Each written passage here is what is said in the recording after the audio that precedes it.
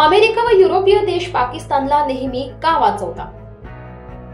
पाकिस्तानमध्ये असे काय आहे की अमेरिका व इतर पश्चिम देश प्रत्येक वेळी पाकिस्तानला वाचवतात? इंटरनॅशनल मॉनिटरी फंड म्हणजेच IMF द्वारे 1 अरबपेक्षा जास्त डॉलरची मदत केली गेली. हा प्रश्न परत एकदा उपस्थित झाला आहे की हे पहिल्यांदा नाही तर सन 1958 पासून ते आजपर्यंत IMF ने पाकिस्तानला 20 वेळा कंगाल होण्यापासून वाचवलं आहे. IMF म्हणायला संयुक्त देशांची संस्था आहे, पण वास्तविकता बघता अमेरिका व युरोपियन ख्रिश्चन शक्तींच्या इच्छेवर चालते.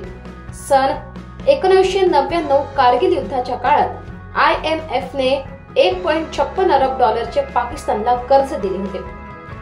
त्यावेळेस पण पाकिस्तान समोर दिवाळखोर होण्याचे संकट उभे ठाकले होते, पण या ख्रिश्चन देशांनी त्यांना पद्धतशीरपणे वाचविले. या पश्चिमी देशांनी भारतावर दबाव आणून युद्ध थांबविले होते. याचा उद्देश शांती नाही तर पाकिस्तानला वाचविणे व भारताला नियंत्रणात ठेवणे हाच मुख्य उद्देश होता.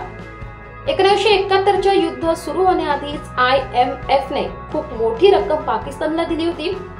त्यानंतर काही आठवड्यातच पाकिस्तानच्या सैन्याने बांगलादेशात ऑपरेशन सर्च लाईट राबवून लाखो हिंदूंचा नरसंहार केला होता. हे आकडे सांगतात की पाकिस्तान असा खंजीर आहे की हे पश्चिमी ख्रिश्चन देश नेहमी भारताच्या पाठीवर नेम धरून ठेवतात.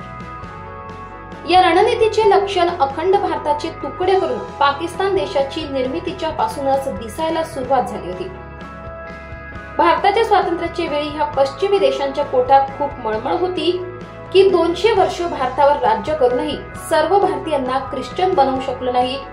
भारताला स्वातंत्र्य मिळायच्या आधी मिशनरी कागदपत्रात बघायला मिळते की दुसऱ्या महायुद्धानंतर जगभरात या गोऱ्या ख्रिश्चन देशांचे प्रभुत्व झपाट्याने कमी व्हायला लागले होते.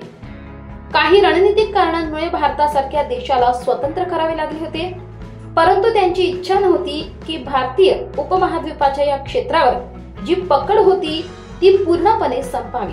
दुसरे विश्व महायुद्ध संपल्यानंतर त्वरित ब्रिटिश पंतप्रधान विन्स्टन चर्चिलने भारत व हिंद महासागरात ब्रिटिश साम्राज्याच्या रणनीतिक हिताच्या रक्षणेसाठी दीर्घकालीन नीती तयार करण्याचे आदेश दिले होते. त्यानंतर चर्चिलला गुप्त माहिती दिली गेली. त्यात स्पष्ट म्हटले होते की भारताच्या उत्तर पश्चिम क्षेत्रात ब्रिटनला आपली वस्तुस्थिती बनवून ठेवावी लागेल. त्यामुळे ब्रिटनचा दबदबा पूर्ण क्षेत्रावर राहील. हा निव्वळ योगायोग नाही. ठीक त्याच भूभागास तोडून वेगळा पाकिस्तान मुसलमानी देश बनविला गेला. मुस्लिम लीग व त्यांचा नेता जिन्नाला इंग्रजांच्या प्रस्तावावर कुठलीच आपत्ती नव्हती. त्यांना फक्त या साम्राज्यवादी नीतीत आपले हित दिसत होते. ब्रिटनला फक्त एक जातीयवादी देश पाहिजे होता की जो भारताचा पक्का शत्रू राहो व भारत अनेक पिढ्या त्यासोबत लढत राहो, तसेच त्यातच गुंतून राहिला पाहिजे. हे असे तथ्य आहे की भारतीय धर्म व संस्कृतीच्या विरुद्ध एक आंतरराष्ट्रीय मिलीभगत आहे. असे संकेत हिंदू व भारताच्या विरुद्ध आतंकवाद प्रायोजित करण्यात पश्चिमी देशांच्या भूमिकेबद्दल कोणतीच चर्चा होत नाही. पण आता वेळ आली आहे पडद्यामागे लपून वार करणाऱ्या सर्व शत्रूंना ओळखले जावे.